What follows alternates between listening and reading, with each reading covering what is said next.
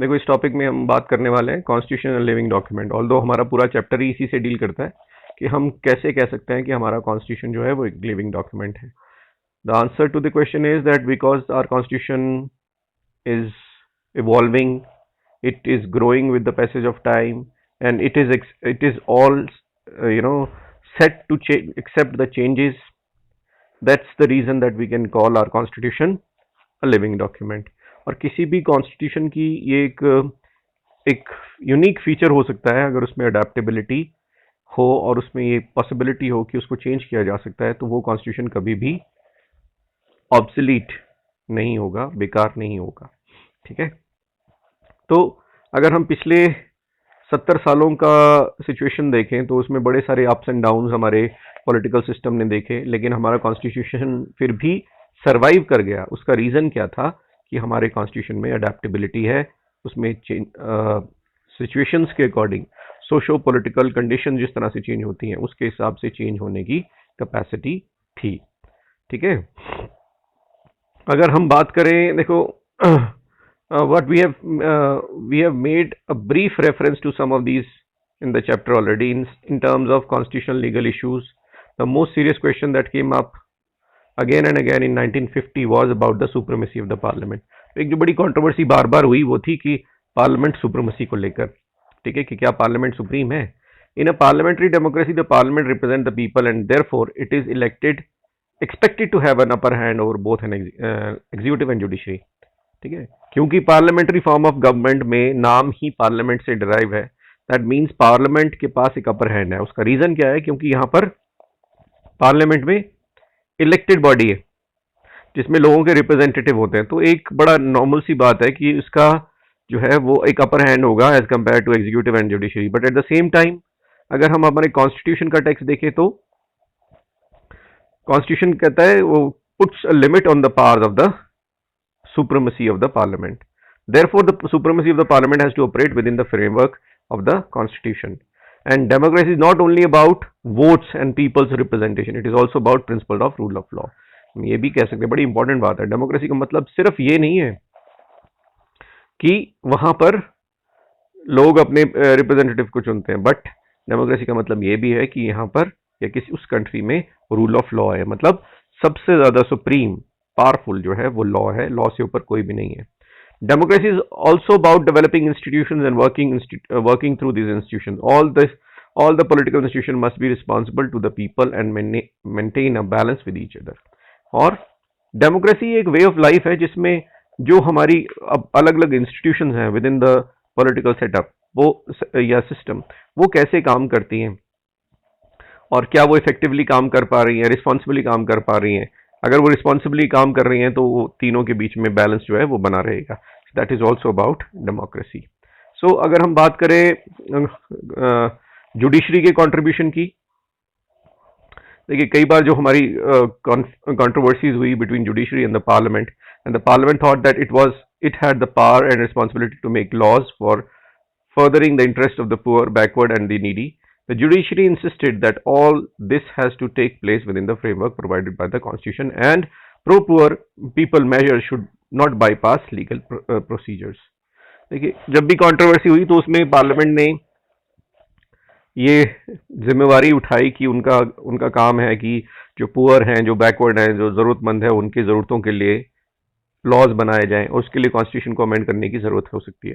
लेकिन जुडिशरी ने ये कहा कि हाँ, आप कॉन्स्टिट्यूशन को अमेंड तो कर सकते हो, लेकिन चाहे आप अच्छे काम के लिए ही कॉन्स्टिट्यूशन को क्यों ना अमेंड कर रहे हो, लोगों के लिए, लोगों के वेलफेयर के लिए ही क्यों ना आप लॉज बना रहे हो, फिर भी आप जो लीगल प्रोसीजर है यानी कि जो लॉ है उसको वायलेट नहीं कर सकते। इन अ सेंस, छोटे से अगर शब्दों में मैं आपको बताऊं कि अगर आप अच्छा भी काम कर रहे हैं तो उसके लिए भी आप लॉ को ब्रेक नहीं कर सकते। ठीक है, कोई भूखा है उसको आप रोटी देना चाहते हो तो उसके लिए इसका मतलब ये नहीं हुआ कि आप अच्छा काम करना चाहते हो तो आप चुराओ कहीं से रोटी, है ना, और उसको दे दो, तो that would be illegal. So because once you bypass the laws even with good intentions, that can give an excuse to the power holders to use that power arbitrarily. And democracy is as much about checks on arbitrary use of power as it is about well-being of the people. ठीक है, अगर आप, क्योंकि अगर आप एक बार किसी को लॉ ब्रेक करने की परमिशन दे दोगे तो जो लोग अथॉरिटी में है फिर वो उसको, एक बार अगर आपने परमिट कर दिया तो उसके बाद वो अपने फायदे के लिए उसका इस्तेमाल करते रहेंगे, खुले तौर पर वो उसका वायलेशन करेंगे रूल्स एंड रेगुलेशंस का। क्यों? क्योंकि उनको एक तरह से लाइसेंस मिल जाएगा लॉ को ब्रेक करने के लिए, और फिर वो अपनी मनमर्जी करने लगेंगे। और डेमोक्रेसी मनमर्जी के बारे में नहीं है, ठीक है। जितना democracy is also about checks on the powers of the rulers. Democracy का मतलब ये भी है कि जो भी पावर में लोग हैं उनकी पावर के ऊपर एक चेक है और लिमिटेशन है। ये नहीं अनलिमिटेड पावर, जो मर्जी जैसे मर्जी करते रहे। No, that is not. Even if the well-being, they are talking about the well-being of the people, even then there is a check on the powers of the people. The success of the working of the Indian Constitution lies in resolving these tensions. हमारा constitution इसलिए भी अभी तक successful रहा है कि हमारे जब भी लेजिस्लेचर, एग्जीक्यूटिव और जुडिशरी में इस तरह के कॉन्फ्लिक्ट डेवलप हुए तो उन कॉन्फ्लिक्ट्स को रिजॉल्व करने में कामयाब रहे। The judiciary in its famous Kesavananda ruling found a way out of the existing complications by turning to the spirit of the constitution rather than its letter. अब केशवानंद भारती केस में जुडिशरी ने करा क्या? उन्होंने लेटर एंड स्पिरिट की जगह, जो letter जो थे, मतलब जो लिखा गया उस टेक्स्ट को फॉलो करने की जगह हमारे कॉन्स्टिट्यूशन की स्पिरिट को फॉलो किया। कॉन्स्टिट्यूशन की अंतरात्मा क्या कहती है उसको फॉलो किया, not the words written in it.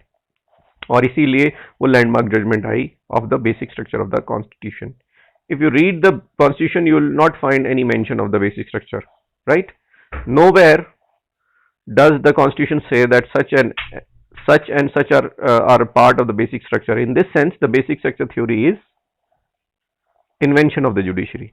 तो कहीं पर भी मेंशन नहीं है, बट जुडिशरी ने अपनी इंटरप्रिटेशन में ये दे दिया। तो मतलब क्या कह सकते हैं हम ये कह सकते हैं जो बेसिक स्ट्रक्चर जुडिशरी है, सॉरी बेसिक स्ट्रक्चर डॉक्ट्रिन है, ये क्या है? It's an invention of the judiciary. How does it invent such an non existing thing and how is it that all are other institutions have accepted this during the past 3 decades? अब सोचने वाली सिर्फ बात यही है, सवाल यही है कि ऐसी जो चीज एग्जिस्ट ही नहीं करती, जुडिशरी उसको कैसे इन्वेंट कर सकती है? और इतने समय से 73 से लेकर अभी तक क्या ऐसा हुआ कि बाकी सब इंस्टीट्यूशंस ने इसको ब्लाइंडली फॉलो कर लिया जैसे कि एक कॉन्स्टिट्यूशन का प्रोविजन हो? Therein lies the distinction between letter and spirit. The court came to the conclusion that in reading a text or the document, we must respect the intent behind the document. इस question का जवाब ये है कि हमारे जो text है ना, उसमें 2 चीजें होती हैं, एक लेटर होता है, एक स्पिरिट होती है। Letter means the word written and spirit is the intention behind those words.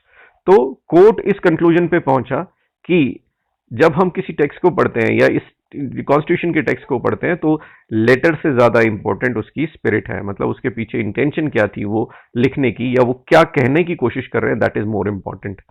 The mere text of the law is less important than the social circumstances and aspirations that have produced that document or law. The court was looking at the basic structure as something without which the constitution cannot be imagined at all. Court को ये लगा कि basic structure वाली doctrine ही कुछ ऐसी चीज है कि जिसके बगैर हम कॉन्स्टिट्यूशन को इमेजिन ही नहीं कर सकते। And this is an instance of trying to balance the letter and spirit of the constitution. और ये भी हम कह सकते हैं कि ये जो बेसिक स्ट्रक्चर डॉक्ट्रिन है, ये कॉन्स्टिट्यूशन के लेटर और स्पिरिट दोनों को बैलेंस करने की एक कोशिश है। इसके अलावा हमारे कॉन्स्टिट्यूशन को ग्रो करने में जिसने हेल्प किया वो थी maturity of the leadership of the country as well. हमारी जो डिस्कशंस थी about the role of judiciary, जो हमने पिछले टेक्स्ट में या पिछले पैराग्राफ में की, एक और फैक्ट को हाईलाइट करते हैं। In the background of the fierce controversies that raged between 1967 to 73, the Parliament and the Executive also realized that a balanced and long-term view was necessary. After the Supreme Court gave the ruling in the case Keeshwanan case, some attempts were made to ask the court to reconsider its ruling. ठीक है, ये जो एक controversial या एक fears controversy शुरू हुई थी जुडिशरी और एग्जीक्यूटिव और लेजिस्लेचर के बीच में 1967 से लेकर 73 तक, इसने और एक चीज को रियलाइज किया कि हमारे को जो अलग अलग हमारे ऑर्गन ऑफ द गवर्नमेंट है इनके बीच में बैलेंस रखना बहुत जरूरी है। और जब सुप्रीम कोर्ट ने ये जजमेंट दी थी अपनी केशवानंद भारती केस, तो ऐसी कोशिशें की गई कि कोर्ट को कंपेल किया जा सके कि वो अपनी इस जजमेंट को रिकंसिडर करे, क्योंकि सुप्रीम कोर्ट अपनी ही जजमेंट को दोबारा रिकंसिडर कर सकता है. When these failed, the 42nd Amendment was made and parliamentary supremacy was asserted. लेकिन जब ऐसा नहीं हो पाया 73 की ये जो जजमेंट थी ये नहीं हो पाई, तो उसको बाईपास करने के लिए कॉन्स्टिट्यूशन को ही अमेंड करने की कोशिश की गई और पार्लियामेंट की सुप्रीमेसी को दोबारा स्टैब्लिश करने की कोशिश की गई by 42nd amendment. But the court again repeated its earlier stand. लेकिन कोर्ट ने अपना वही पुराना स्टैंड दोबारा से इसको स्टैब्लिश किया in another famous case. It is known as the Minerva Mills case of 1980. Therefore, even 3 decades after the ruling in the case, this ruling has dominated our interpretation to the constitution. तो इस तरह से हम कह सकते हैं कि अभी 73 के बाद अभी तक ऑलमोस्ट अभी तो चार डेकेड्स हो रहे हैं, 4 से ज्यादा डेकेड्स हो रहे हैं, लगभग 5 डेकेड्स हो जाएंगे. तो हमारे जो कॉन्स्टिट्यूशन का जो लेटर एंड स्पिरिट है वो इंटैक्ट रहा है because of this ruling. Political parties, political leaders, the government and the parliament accepted the idea of inviolable basic structure. सभी लोगों ने, चाहे वो पॉलिटिकल पार्टीज हैं या वो गवर्नमेंट है या वो पार्लियामेंट है या वो पॉलिटिकल लीडरशिप है, सभी ने इस इंपॉर्टेंट और बेसिक स्ट्रक्चर डॉक्ट्रीन को एक्सेप्ट कर लिया है. Even when there are talks about review of the constitution, that exercise could not cross the limit set by the theory of the basic structure. कई बार ये बातचीत होती है कि हमको कॉन्स्टिट्यूशन को रिव्यू करना चाहिए कि क्या कॉन्स्टिट्यूशन अभी भी उतना ही प्रैक्टिकल है इसको एक्सेप्ट करना. तब भी ये बात होती है कि जो कॉन्स्टिट्यूशन का जो बेसिक स्ट्रक्चर है उसकी लिमिट्स को कभी भी हम रिव्यू करते हुए भी क्रॉस नहीं कर सकते. When the constitution was made, leader and people of our country shared a common vision of India. In Nehru's famous speech at the time of independence, this vision was described as tryst with destiny. In the Constituent Assembly also, all the leaders mentioned this vision: dignity and freedom of the individual, social and economic equality, well-being of the people, unity based on national integrity. This vision has not disappeared. जो हमारे freedom fighters थे ना, उन्होंने जो जिस तरह का सपना हमारे देश के लिए जिया था या देखा था, वो आज भी डिसअपियर नहीं हुआ है. उस विजन को आज भी हमारे कॉन्स्टिट्यूशन ने जिंदा रखा है. And the people and the leaders alike hold to the vision and hope to realise it. और चाहे वो हिंदुस्तान के लोग हों या लीडरशिप हो, वो सभी उस विजन को जिंदा रखना चाहते हैं और उसको रियलाइज करना चाहते हैं. इसलिए जो हमारा कॉन्स्टिट्यूशन है इज बेस्ड उसी विजन पर बेस्ड है और has remained an object of respect and authority even half a century. इसीलिए वो आज भी उतने ही उस रिस्पेक्ट और अथॉरिटी कमांड करता है जितना आज से 70 साल पहले करता था. The basic values governing our public imagination remains intact. जिन बेसिक वैल्यूज पे हमारी सोसाइटी बेस्ड है, ठीक है, वो आज भी वैसी ही हैं जो जब हमारा कॉन्स्टिट्यूशन बना था तब थी. मतलब जो हमारी विचारधारा, जो हमारे सपने, जो हमारे एस्पिरेशंस कॉन्स्टिट्यूशन को लेकर आज से 70 साल पहले थे, वही आज भी जिंदा है. ठीक है, तो this is the conclusion of your chapter.